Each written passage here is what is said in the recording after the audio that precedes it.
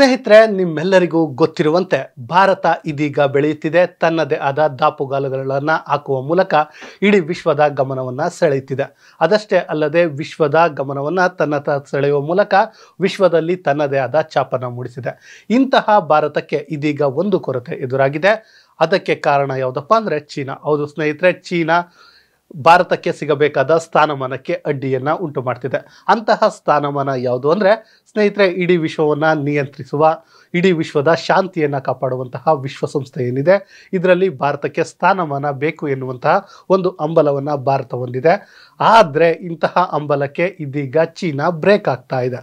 So ಆ ಕಾರಣಕ್ಕೆ Bharat G4 ಎನ್ನುವಂತಹ ಒಂದು ಸಂಘಟನೆಯನ್ನು ಕಟ್ಟಿಕೊಂಡು ಇದನ್ನು ಪಡೆಯಲು ಹೋಗ್ತಾ ಇದೆ. ಆದರೆ ಚೀನಾ ಏನಿದೆ ತನ್ನ ವಿಟೋ ಪವರನ್ನು ಬಳಸುವ ಮೂಲಕ ಭಾರತಕ್ಕೆ ಟಕ್ಕರನ್ನು ಕೊಡುವ ಮೂಲಕ ಭಾರತಕ್ಕೆ ಅನ್ಯಾಯವನ್ನು ಮಾಡ್ತಾ ಇದೆ. ಸ್ನೇಹಿತರೆ, ಹಾಗಾದರೆ G4 ಏನಾದರೂ ಈ ವಿಶ್ವಸಂಸ್ಥೆಯ ಸದಸ್ಯತ್ವ ಸಿಕ್ಕಿದ್ರೆ ಭಾರತಕ್ಕಾಗುವಂತಹ ಲಾಭವೇನು, ಚೀನಾಕ್ಕೆ ಆಗುವಂತಹ ನಷ್ಟವೇನು, ಚೀನಾ ಯಾಕೆ ಪದೇ ಪದೇ ಭಾರತಕ್ಕೆ ಸಿಗುವಂತಹ ಸ್ಥಾನಮಾನವನ್ನು ಅಡ್ಡಿಪಡಿಸ್ತಿದೆ, ಆ ಕುರಿತ ಒಂದು ವಿಶೇಷ ವರದಿ ನಿಮ್ಮ ಮುಂದೆ. ಸ್ನೇಹಿತರೆ, ನಿಮ್ಮೆಲ್ಲರಿಗೂ ಗೊತ್ತಿರುತ್ತೆ, ಅಂದರೆ ಇಡೀ ವಿಶ್ವದ ಶಾಂತಿಗಾಗಿ ಎರಡನೇ ಮಹಾಯುದ್ಧದ ನಂತರ ವಿಶ್ವಸಂಸ್ಥೆಯನ್ನು ಸ್ಥಾಪನೆ ಮಾಡಿದ್ದು ನಿಮ್ಮೆಲ್ಲರಿಗೂ ಗೊತ್ತಿರುವಂಥ ವಿಚಾರ. ಸೊ ಈ ವಿಶ್ವಸಂಸ್ಥೆಯಲ್ಲಿ ಒಂದು ಪ್ರಮುಖ ಅಂಗಸಂಸ್ಥೆ ಯಾವುದಪ್ಪ ಅಂದರೆ ಅದುವೇ ಭದ್ರತಾ ಮಂಡಳಿ. ಹೌದು ಸ್ನೇಹಿತರೆ, ಇಡೀ ವಿಶ್ವದಲ್ಲಿ ಶಾಂತಿಯನ್ನು ಕಾಪಾಡೋದಕ್ಕಾಗಿ ಈ ಭದ್ರತಾ ಮಂಡಳಿಯನ್ನು ಸ್ಥಾಪನೆ ಮಾಡಲಾಗಿದೆ. ಅದರಲ್ಲಿ ಪ್ರಮುಖವಾಗಿ 5 ರಾಷ್ಟ್ರಗಳಿಗೆ ಸದಸ್ಯತ್ವವನ್ನು ನೀಡಲಾಗಿದೆ. ಅದು ಕೂಡ ಶಾಶ್ವತ ಸದಸ್ಯತ್ವವನ್ನು ನೀಡಿರೋದು ನಿಮಗೆ ಗೊತ್ತಿರುವಂಥ ವಿಚಾರ. ಇನ್ನು 10 ರಾಷ್ಟ್ರಗಳಿಗೆ ಅಂದರೆ ತಾತ್ಕಾಲಿಕ ಸದಸ್ಯತ್ವ, ಅಂದರೆ 2 ವರ್ಷಗಳಿಗೆ ಮಾತ್ರ. ಅಂದರೆ ಆ 10 ರಾಷ್ಟ್ರಗಳು 2 ವರ್ಷ ಆದ ಬಳಿಕ ಆ ಸದಸ್ಯತ್ವವನ್ನು ಕಳೆದುಕೊಳ್ತವೆ. ಮತ್ತೆ ಇನ್ನು 2 ವರ್ಷಕ್ಕೆ ಮತ್ತೆ 10 ರಾಷ್ಟ್ರಗಳು ಸದಸ್ಯತ್ವವನ್ನು ಪಡೆದುಕೊಳ್ಳುವಂಥದ್ದು ಗೊತ್ತಿರುವಂತಹ ವಿಚಾರವೇ. ಆದರೆ ಭಾರತ ಏನಿದೆ, ಭಾರತ ನಿಮ್ಮೆಲ್ಲರಿಗೂ ಗೊತ್ತಿರುವಂತೆ ಇಡೀ ವಿಶ್ವದಲ್ಲಿಯೇ ಅತಿ ಹೆಚ್ಚು ಜನಸಂಖ್ಯೆಯನ್ನು ಹೊಂದಿರುವಂತಹ ರಾಷ್ಟ್ರವಾಗಿದೆ. ಇಡೀ ವಿಶ್ವಕ್ಕೆ ತನ್ನದೇ ಆದ ಕೊಡುಗೆಯನ್ನು ಕೊಡ್ತಾ ಇದೆ. ಯಾವುದೇ ಯುದ್ಧವಾಗಲಿ ಎಲ್ಲಾದರೂ ಆಗಲಿ ಶಾಂತಿ ನೆಲೆಸಲು ಭಾರತ ತನ್ನದೇ ಆದ ಸಹಾಯವನ್ನು ಮಾಡುತ್ತೆ, ನಿಮ್ಮೆಲ್ಲರಿಗೂ ಗೊತ್ತಿರುವಂಥ ವಿಚಾರ. ಅದೇ ಕಾರಣಕ್ಕೆ ಭಾರತಕ್ಕೆ ಇಂತಹದ್ದೊಂದು ಶಾಶ್ವತ ಸ್ಥಾನಮಾನವನ್ನು ಕೊಡಬೇಕು ಅಂತ ಭಾರತ ಈ ಹಿಂದಿನಿಂದಲೂ ಬೇಡಿಕೆಯನ್ನು ಇಟ್ಟುಕೊಂಡು ಬರ್ತಾ ಇದೆ. ಹಾಗಂತ ಭಾರತ ಏನು ನಮ್ಮೊಬ್ಬರಿಗೆ ಕೊಡಿ ಎನ್ನುವಂಥ ಮಾತನ್ನು ಹೇಳ್ತಿಲ್ಲ. ಇದರೊಂದಿಗೆ ಜಪಾನ್, ಜರ್ಮನಿ ಹಾಗೂ ಬ್ರೆಜಿಲನ್ನು ಸೇರಿಸಿಕೊಂಡು G4 ಎನ್ನುವಂತಹ ಒಂದು ಸಂಘಟನೆಯನ್ನು ಕಟ್ಟಿಕೊಂಡು ಭಾರತಕ್ಕೆ ಏನು ಸದಸ್ಯತ್ವ ಇದೆ, ಅಂದರೆ ಭದ್ರತಾ ಮಂಡಳಿಯಲ್ಲಿ ಕಾಯಂ ಸದಸ್ಯತ್ವ ಇದೆ, ಅದು ಬೇಕು ಎನ್ನುವಂತಹ ಮಾತನ್ನು ಹೇಳ್ತಾ ಇದೆ. ಅದಷ್ಟೇ ಅಲ್ಲದೆ ಈ 4 ರಾಷ್ಟ್ರಗಳಿಂದ ಒಂದು ಕಂಡೀಷನ್ ಕೂಡ ಹಾಕಿದರು.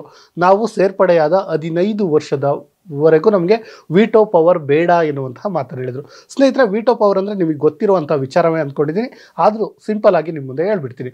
ಸ್ನೇಹಿತರೆ, ವಿಶ್ವಸಂಸ್ಥೆಯಲ್ಲಿ ಏನಾದರೂ ಒಂದು ಕಾಯ್ದೆ ಪಾಸ್ ಆಗಬೇಕು ಅಂದರೆ 5 ರಾಷ್ಟ್ರಗಳೇನಿದೆ ಕಾಯಂ ಸದಸ್ಯ ರಾಷ್ಟ್ರಗಳು, ಫ್ರಾನ್ಸ್ ಇರ್ಬೋದು, ಇಂಗ್ಲೆಂಡ್ ಇರ್ಬೋದು, ಚೀನಾ ಇರ್ಬೋದು, ಅಮೆರಿಕ ಇರ್ಬೋದು, ಹೀಗೆ 5 ರಾಷ್ಟ್ರಗಳೇನಿದ್ದಾವೆ ಆ 5 ರಾಷ್ಟ್ರಗಳು ಒಪ್ಪಿಗೆಯನ್ನು ಕೊಡಬೇಕು. ಒಂದು ರಾಷ್ಟ್ರ, ಈಗ ಫಾರ್ ಎಕ್ಸಾಂಪಲ್ ರಷ್ಯಾ ಏನಾದರೂ ಅದಕ್ಕೆ ವಿಟೋ ಪವರನ್ನು ವ್ಯಕ್ತಪಡಿಸಿದರೆ ಅದು ಕಾನೂನಾಗೋದಿಲ್ಲ, ಅದು ಸಕ್ಸಸ್ ಕೂಡ ಆಗೋದಿಲ್ಲ. ಸೊ ಈಗ ಏನು ಅಲ್ಲಿ 5 ಇರುವ ರಾಷ್ಟ್ರಗಳಲ್ಲಿ 4 ರಾಷ್ಟ್ರಗಳು ಭಾರತಕ್ಕೆ ಸದಸ್ಯತ್ವವನ್ನು, ಅಂದರೆ ಕಾಯಂ ಸದಸ್ಯತ್ವವನ್ನು ಕೊಡೋಕ್ಕೆ ಇಷ್ಟಪಡ್ತಿವೆ. ಆದರೆ ಚೀನಾ ಅದಕ್ಕೆ ಕೊಕ್ಕೆಯನ್ನು ಇಡ್ತದೆ. ಆ ಕಾರಣಕ್ಕೆ ಭಾರತ ಇಲ್ಲಿಯವರೆಗೂ ಅಲ್ಲಿ ಸದಸ್ಯತ್ವವನ್ನು ಪಡೆಯೋಕ್ಕೆ ಸಾಧ್ಯವಾಗ್ತಾ ಇಲ್ಲ. ಸೊ ಚೀನಾ ಇಂತಹದ್ದೊಂದು ನೆಪವನ್ನು ಹೇಳ್ತಿರೋ ಕಾರಣ ಭಾರತದ ಜೊತೆಗೆ ಬ್ರೆಜಿಲ್ ಇರಬಹುದು, ಜಪಾನ್ ಇರ್ಬೋದು, ಜರ್ಮನಿ ಇರಬಹುದು, ಈ 4 ದೇಶಗಳಿಗೂ ಸದಸ್ಯತ್ವ ಸಿಗ್ತಾ ಇಲ್ಲ. ಇನ್ನು ಸ್ನೇಹಿತರೆ, ಈ ಸದಸ್ಯತ್ವ ಸಿಗುತ್ತೆ ಅನ್ನುವಂಥ ಕಾರಣಕ್ಕೆ ಇದನ್ನು ವಿರೋಧಿಸೋದಕ್ಕೂ ಕೂಡ ಒಂದು ಕಮಿಟಿಯನ್ನು ರಚನೆ ಮಾಡಿಕೊಂಡಿವೆ. ಕೆಲವೊಂದು ದೇಶಗಳು ಈ ರಾಷ್ಟ್ರಗಳಿಗೆ ಸದಸ್ಯತ್ವ ಸಿಗಬಾರ್ದು ಎನ್ನುವಂಥ ಕಾರಣಕ್ಕೆ ಕೆಲವೊಂದು ಕಮಿಟಿಗಳನ್ನು ರಚಿಸಿಕೊಂಡು ಅದಕ್ಕೊಂದು ಹೆಸರನ್ನು ಇಟ್ಕೊಂಡು ಅಡ್ಡಿಪಡಿಸುವಂಥ ಕೆಲಸಗಳನ್ನು ಕೂಡ ಮಾಡ್ತಿದ್ದಾವೆ. ಹೌದು ಸ್ನೇಹಿತರೆ, ಭಾರತೀಯ ವಿರೋಧಿ ಕಾಪಿ ಕ್ಲಬ್ನಲ್ಲಿ ಪಾಕಿಸ್ತಾನ ಇದೆ. ಅಂದರೆ 4G ಏನು ಕಾಯಂ ಸದಸ್ಯ ರಾಷ್ಟ್ರಗಳಿವೆ ಅವುಗಳನ್ನು ಪರಸ್ಪರ ಬೆಂಬಲಿಸ್ತಿದ್ದಾರೆ. ಅಂದರೆ ಜಪಾನ್ ಇರ್ಬೋದು, ಜರ್ಮನಿ ಇರಬಹುದು, ಬ್ರೆಜಿಲ್ ಇರ್ಬೋದು, ಭಾರತ ಇರ್ಬೋದು, ಪರಸ್ಪರ ಏನೋ ಸ್ಥಾನ ಸಿಗಲಿ ಅಂತ ಇದ್ದರೆ ಇವುಗಳನ್ನು ವಿರೋಧಿಸುವಂತಹ ಕೆಲವು ರಾಷ್ಟ್ರಗಳಿವೆ. ಅವುಗಳೇ ಇಟಲಿ, ಪಾಕಿಸ್ತಾನ, ಮೆಕ್ಸಿಕೋ, ಈಜಿಪ್ಟ್ ಇವೆಲ್ಲವೂ ಸೇರಿಕೊಂಡು 1990ರಲ್ಲಿ ಕಾಫಿ ಕ್ಲಬ್ ಅಥವಾ ಯುನೈಟಿಂಗ್ ಫಾರ್ ಕಾನ್ಸೆನ್ಸಿ ಎನ್ನುವಂತಹ ಒಂದು ಒಕ್ಕೂಟವನ್ನು ಮಾಡಿಕೊಂಡು ಭದ್ರತಾ ಮಂಡಳಿಗೆ, ಅಂದರೆ ಅವರ ವಿರೋಧಿ ರಾಷ್ಟ್ರಗಳು ಯಾವುದೇ ಕಾರಣಕ್ಕೂ ಇಲ್ಲಿ ಸದಸ್ಯತ್ವವನ್ನು ಪಡಿಬಾರದು ಎನ್ನುವಂಥ ಕೆಲಸವನ್ನು ಮಾಡ್ತಾ ಇದ್ದಾವೆ.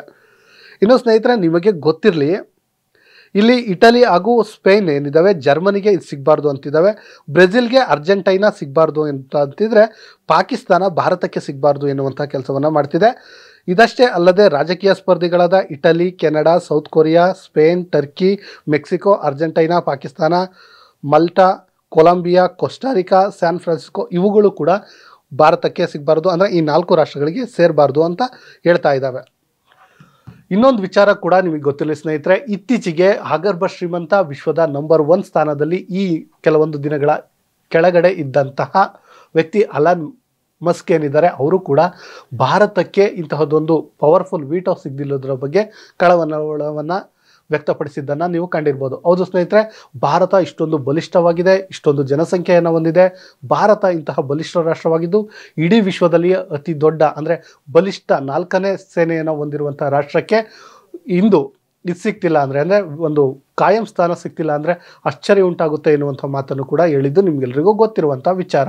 ಇನ್ನು ಸ್ನೇಹಿತರೆ, ಇದರ ಬಗ್ಗೆ ಅಂದರೆ ನಿಮಗೊಂದು ಪ್ರಶ್ನೆ ಮೂಡ್ಬೋದು, ಈ ಸದಸ್ಯತ್ವ ಯಾಕಪ್ಪ, ಈ ಸದಸ್ಯತ್ವ ಇಲ್ಲ ಅಂದರೆ ಏನಾಗುತ್ತೆ ಎನ್ನುವಂಥ ಪ್ರಶ್ನೆ ನಿಮ್ಮಲ್ಲಿ ಮೂಡಿರಬಹುದು. ಈ ಸದಸ್ಯತ್ವ ಸಿಕ್ಕಿದ್ರೆ ಏನೆಲ್ಲ ಆಗುತ್ತೆ ಅಂದರೆ, ಒಂದು ಸ್ನೇಹಿತರೆ, ವಿಶ್ವದ ಯಾವುದೇ ಪ್ರಮುಖ ನಿರ್ಣಯಗಳನ್ನು ತೆಗೆದುಕೊಳ್ಬೇಕು ಅಂದರೆ ಆಗ ಭಾರತದ ಪರ್ಮಿಷನ್ ಅಗತ್ಯವಿರುತ್ತೆ. ಯಾವುದೇ ದೇಶದಲ್ಲಿ ಒಂದು ರೀತಿ ಅಂದರೆ ಯುದ್ಧಗಳು ಪದ್ಧಗಳು ಏನಾದರೂ ನಡೆದರೆ ಅವುಗಳನ್ನು ನಿಯಂತ್ರಿಸುವಲ್ಲಿ ಭಾರತ ಮುನ್ನಡೆಯನ್ನು ಇಟ್ಟಿದೆ. ಆ ಕಾರಣದಿಂದ ಭಾರತಕ್ಕೆ ಬೇಕಾಗಿದೆ.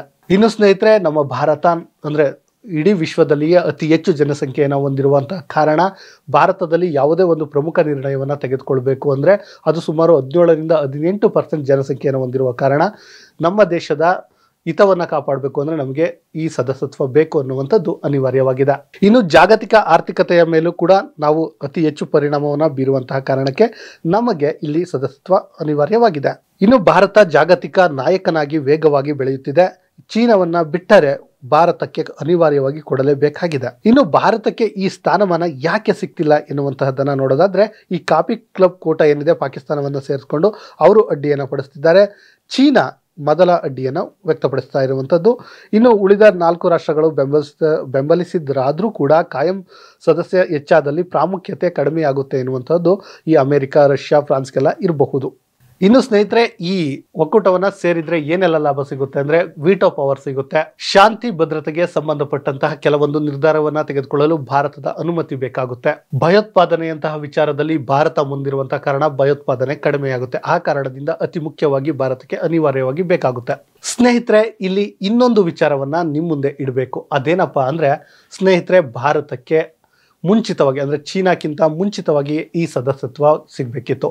ಆದರೆ ನಮ್ಮ ನಾಯಕರು, ರಾಷ್ಟ್ರೀಯ ನಾಯಕರು ಕೆಲವೊಂದು ಹಿಂಜರಿಕೆಯ ಮನೋಭಾವವೋ ಅಥವಾ ಯಾವ ಮನೋಭಾವವೋ ಗೊತ್ತಿಲ್ಲ, ಆ ಕಾರಣದಿಂದ ನಮ್ಮ ದೇಶಕ್ಕೆ ಸಿಕ್ಕಿಲ್ಲ ಎನ್ನುವಂತಹ ವಿಚಾರ ಇತ್ತೀಚೆಗೆ ಹೆಚ್ಚು ಚರ್ಚೆ ಆಗ್ತಿದೆ. ಅದೇನಪ್ಪ ಅಂದರೆ ನೆಹರು ಅವರು ಏನಿದ್ದಾರೆ ಅವರ ಆಡಳಿತ ಕಾಲದಲ್ಲಿ ಭಾರತಕ್ಕೆ ಈ ಕಾಯಂ ಸದಸ್ಯತ್ವವನ್ನು ಕೊಡಬೇಕು ಎನ್ನುವಂತಹ ಕೆಲಸವನ್ನು ಮಾಡಿದ್ರಂತೆ. ಆದರೆ ಅವರು ಚೀನಾಕ್ಕೆ ಮೊದಲು ಕೊಡಿ ಆಮೇಲೆ ನಾವು ತೆಗೆದುಕೊಳ್ತೀವಿ ಎನ್ನುವಂತಹ ಭಾವನೆಯನ್ನು ವ್ಯಕ್ತಪಡಿಸಿದ ಕಾರಣ ಚೀನಾಕ್ಕೆ ಇಂತಹದೊಂದು ಸದಸ್ಯತ್ವ ಸಿಕ್ಕಿತ್ತು.